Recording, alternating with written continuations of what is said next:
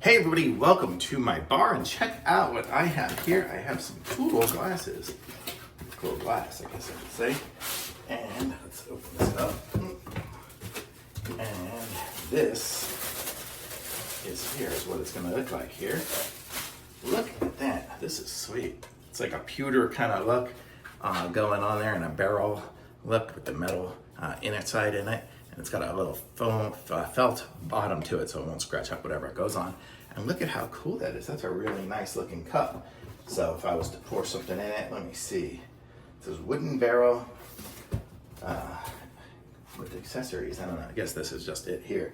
But this is what it looks like here. It's just there, and you could drink from it and have it be really nice. So I was gonna say that's a nice looking glass to be drinking from. Like Oktoberfest is coming up soon, so maybe when I go head over there, I'll take this one with me so I can just look cool while I'm walking around there.